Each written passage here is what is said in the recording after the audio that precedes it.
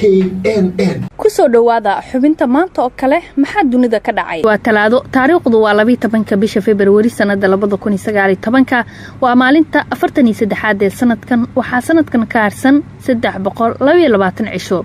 dhacdooyinka maanta oo kale dunida ka dhacay waxa kamid ah maanta oo kale sanadii 2010 waxa isbitaal ku yaala dalka Sacuudiga ku geeriyooday Allah u naxariistay Salebaan Colaad Roble oo ahaa wasiirka ciyaaraha iyo dhalinyarada xukuumadda xilligaas shaqeynaysay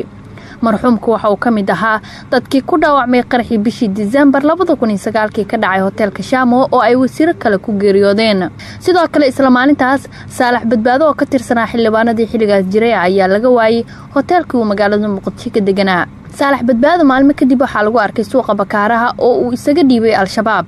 markii dambena waxa uu isku qarxiyay meel u dhow garoonka diyaaradaha magaalada Muqdisho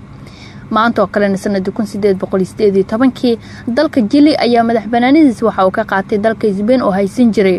maanta oo kale sanadii 1912 dalka Shiinaha ayaa lagu dhawaaqay inuu ka hoos baxay nidaamka boqortooyada waxaana lagu dhawaaqay inuu jamhuuriyad yahay maanta oo kale sanadii 1949 hogaamiye xilligaas ee ururka Ikhwaanul Muslimiin Xasan Albana ayaa lagu toogtay magaalada Qaahira ee caasimadda dalka Masar ugu dambeyn maanta oo kale sanadii 1953 dawladda Soofiyeedka ayaa xiriirka diblomaasiyadeed waxay u jartay xukuumadda Yahuudda